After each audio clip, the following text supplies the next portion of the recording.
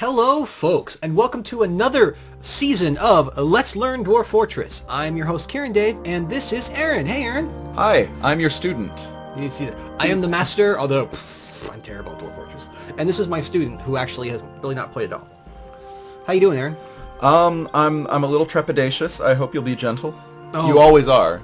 So I am a considerate teacher. it's true. It's true. Now, I want you to hold this crop in your... Never mind. So... Wow. Yeah. This... You are hard but fair, shall I say?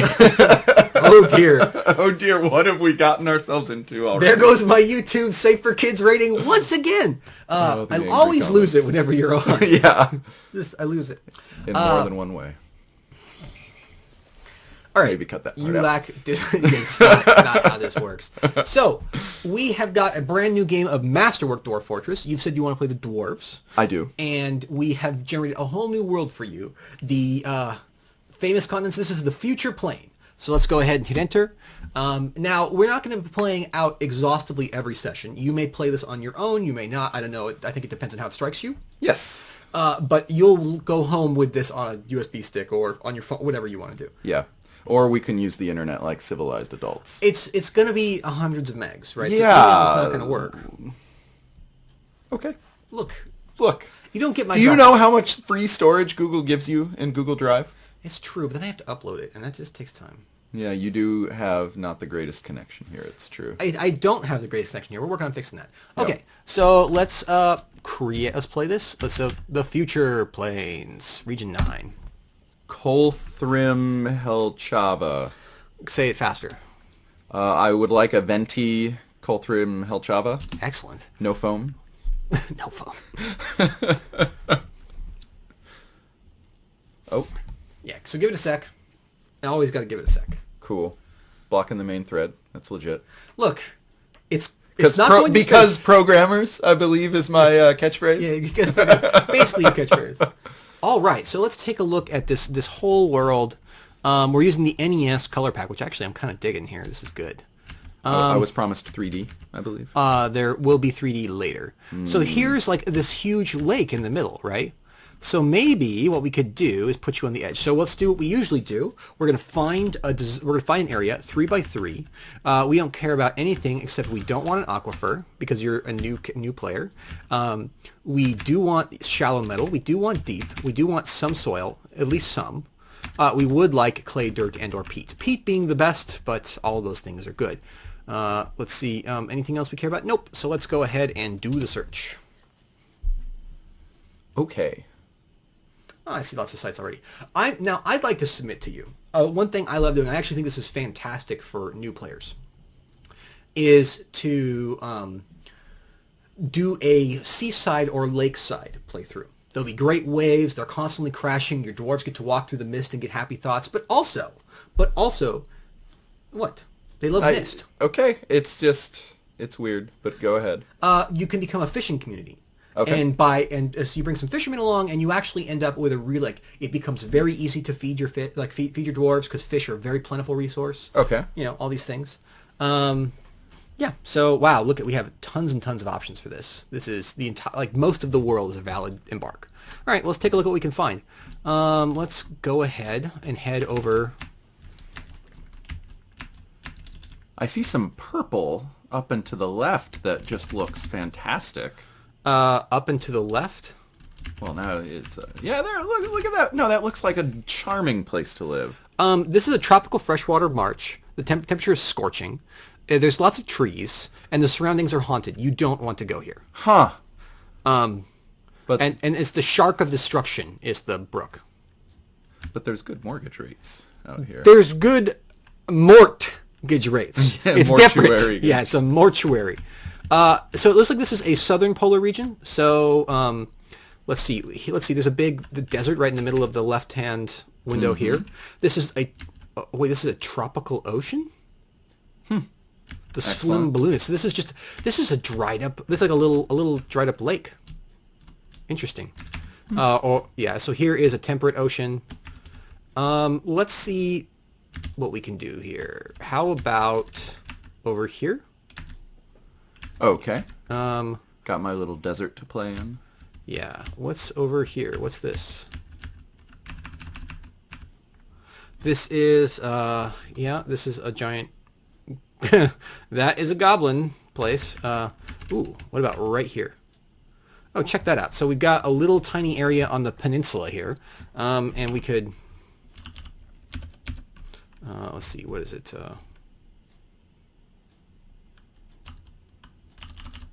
Is it... Oh. That's why. Little tiny area here. We could actually give you some ocean, give you lots of things. So we got one biome with the fabulous ocean and the Murk of Gleams, a saltwater swamp that's heavily forested, calm. We've got clay, dirt, peat, shallow, very deep soil, shallow and deep metals. That looks pretty nice. We could probably get a little bit less ocean for you. But so there we've got the Murk of Gleams, which is a big swamp. That does sound like deep metal. Yeah, it's a saltwater swamp. So freshwater is going to be a little tricky to deal with here. We're going to have to dig deep for water or just subsist off beer. Yeah. That's fair. But it's full of thick vegetation, so you really should have no problem. Lots of trees. It's heavily forested.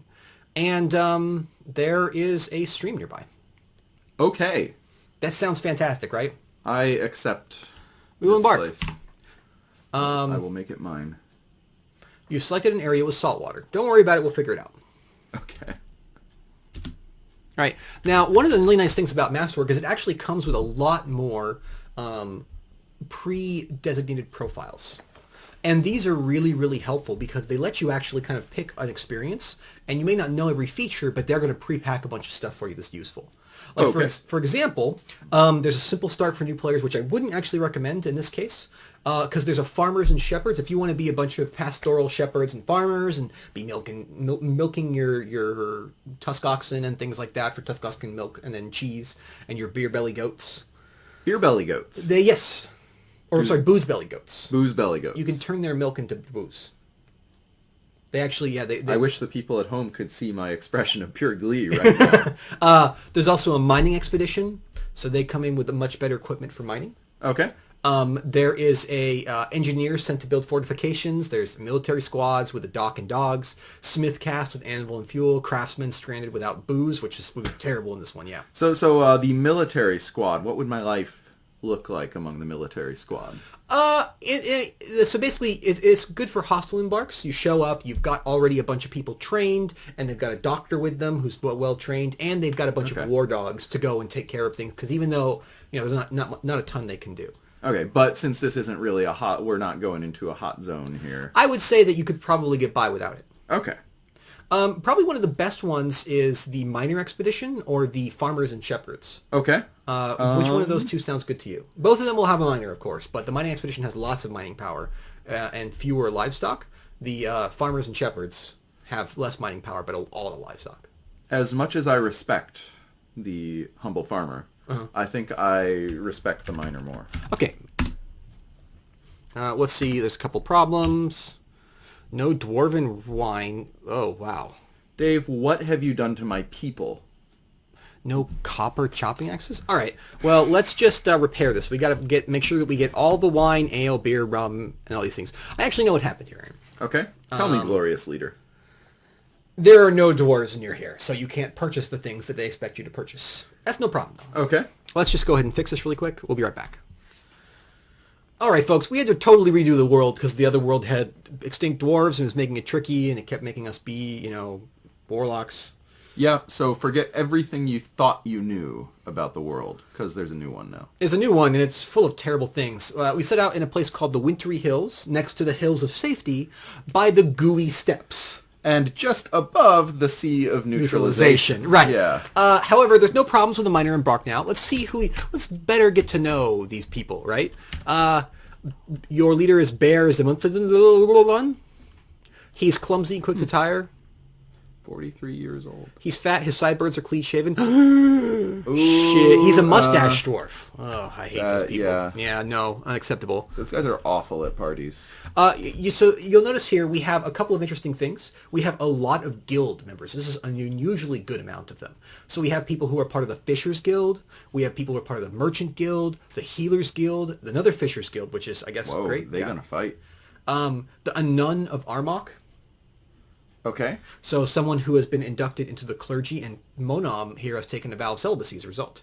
And we have another healers guild. So this is actually an incredibly skilled group. Now, guilds, what they do is they allow your dwarves to learn relevant skills to their guild twice as fast as everybody else. Excellent. Right? So it really is, they really learn so quick. I had a wrestlers guild once, and he was the sole guy predicting Sounds like that's right up your alley, my friend. It was an amazing thing because, I made him master kicking. And so he was just like this kicking god, right? And he was super good. We got some wine, plump helmet, wood logs, copper chopping axes, copper picks. We're all set here.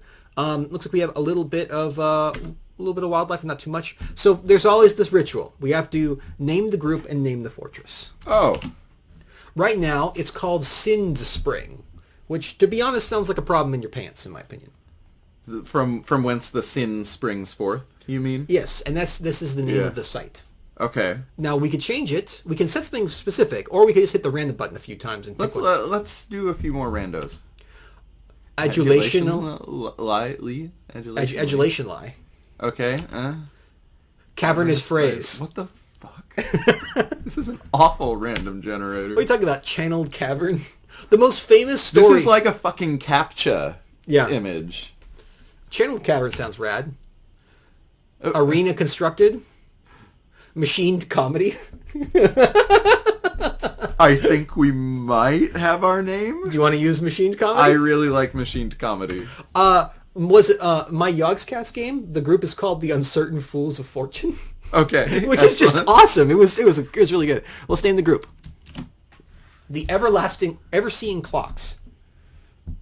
No. The Labyrinth Ink of Playing. No.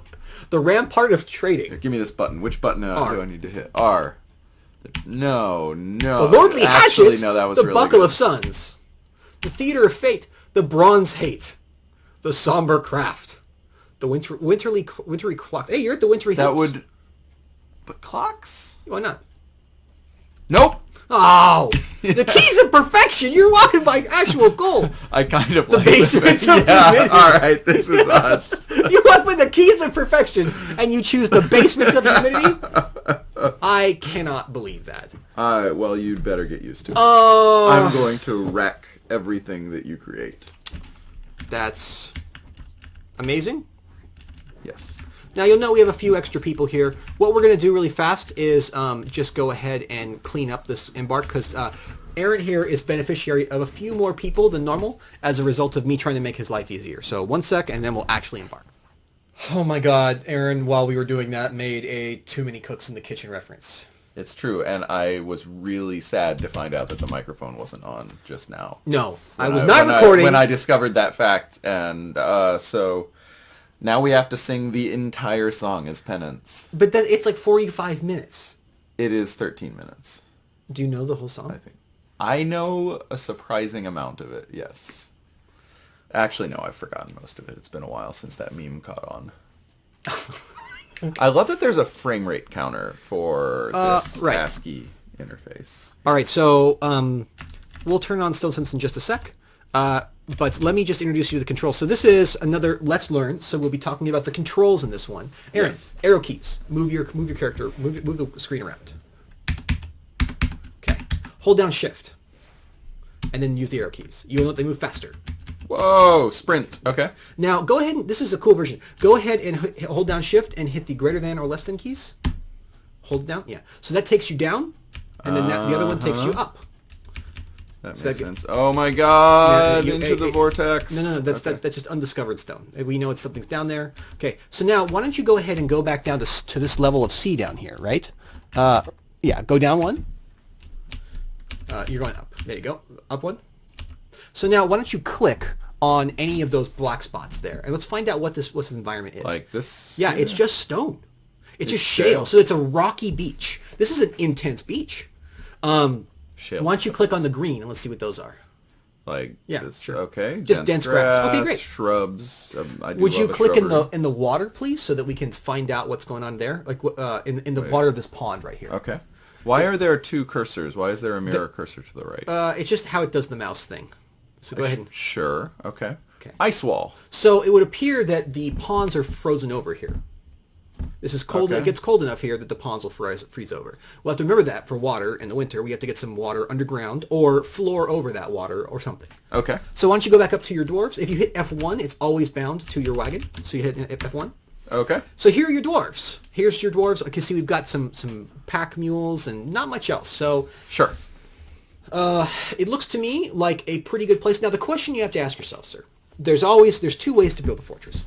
The first way to build a fortress is to strike the earth. You dig straight down, you make staircases right into the earth and the dirt, and then you begin to build down. The other way is to build into a cliffside. And so instead of a horizontal run, you have a vertical one, you have a kind of a horizontal run. The advantage of the horizontal run is that it often is less digging at the start. Sure. The disadvantage of the horizontal run is that, you oftentimes will have to do more work later on, and you're less secure. It's just the way that works out. Because you generally have to integrate terrain features into your security. Okay. Which would you like to do? I say just dig. Dig for it. Dig for your life. Do you see any spots? So why don't we go ahead and fire up Stonesense here? Yes. So let's get this. This is what I've been waiting for. The moment. Yeah. Ladies So you bring up the DF hack console. Type in Essence. Now, what I like to do for these videos, but again, you can play however you want, Aaron, is we pull this over here, we go like this, and we just make a 50-50. Okay. Now, this is going to be... SimCity 2000. Yeah, so this is locked on to the Dwarf Fortress screen at -15, so it's roughly what you're seeing there. If you go... Now, wait a second, don't touch anything. Make sure you're clicked on the Dwarf Fortress window before you touch anything, because all the keybinds are different. Okay, yeah, good there? Now, yeah, just... you see that you're moving the cursor right now? Yeah. I see. Okay. I see. You can see it on the Stonesense as well. You can see your wagon. You can see Shash, Monum, Nagalak, Elker, all these folks. Yeah. Now, if you mouse wheel up and down, you can actually zoom in and out. So it can be helpful. That's probably not what you want to do. You don't want to take the thing too square. Weird. Yeah. Whoa! Yeah. No, don't do that. I won't do that. Well, you're still you really need to fix that before I... What do I... No, the other way. Keep going. There you go. There you go. There you go. Oh, no! Too many cooks. Yeah. Okay. And if you hit tab, you'll find that you can remove... hit tab a few times. You can actually change whether you see a map, whether you see your other things. And so right now you're in look mode. So hit escape to get out of look mode. Okay, so do you see any areas around here? Take a moment to assess your surroundings. Do you see any, you see trees all around up here. So obviously you're going to be logging up here. There's plants up here which you can turn into potent potables as well. Yeah. I noticed to the south there's a shale cliff, like a kind of a spill of shale that's spilled out of the ocean. I notice to the east there's a similar thing. This is actually a pretty interesting site. You might actually want to split the difference, dig into the wall eventually, and then make staircases leading up so that you can have quick access to the trees above. Okay. Right. So Does that sound good to you? here in the shale, or what? It's your call where you want to do it. But you can do it any way you want. Just imagine whatever you think would look cool as a starter cave. Right. And you may end up turning this into your full fortress. You might not. You can do it either way. Okay. So what do you feel like? Where do you feel like putting that? Where do you feel like striking the earth initially? I have no idea, to be perfectly honest. This spot looks nice. Yeah, right, that little southern area down there? Sure. With the shale? Okay, sure. So you notice there's a little, would you click right there so the audience can see what we're looking at? There's a little nook right there that I think looks perfect for a little isolated area. Okay. So why don't you go down one level so that we can actually see that? Okay. Now we're here, and we're looking, the nook I think is right here? Yeah. Around here? Oh, no, it's right here. That's right there. Right there. Yeah. So let's go ahead and dig there. So the first thing you got to realize is that you are in, first of all, notice you're paused. It says pause on the left. Yeah. So let's go ahead and escape. Whenever you're in the not in the menu, you won't see this screen on the right. You're not escape. So what I'd like you to do is we're going to designate out some first couple rooms. Now, there's a couple ways you can do that. Masterwork gives you a whole bunch of controls. The first thing to look at is that if you hit the D for designations, that's where most of your construction happens. D, so there's mine, there's channel, there's upward, downward stairways, tracks, fortifications, all these things. The one you probably care the most about is mine. Yes. If you hit D, now you can actually hit M and start selecting, well, let's make sure we're over here. D, M. So you can actually use the mouse keys and right-click removes it. And you can start to actually make like a little area like this, if you'd like. You can also turn on box query, and then you can go like this. You can basically say, let's say we want to make a little room right here. You can go like this, boom, and there you've got an actual room just by selecting boxes. Okay. Now what I'd like you to do really quick is to actually go through there and make a couple of selections. I'm going to pause the recording, and you can make your starter house.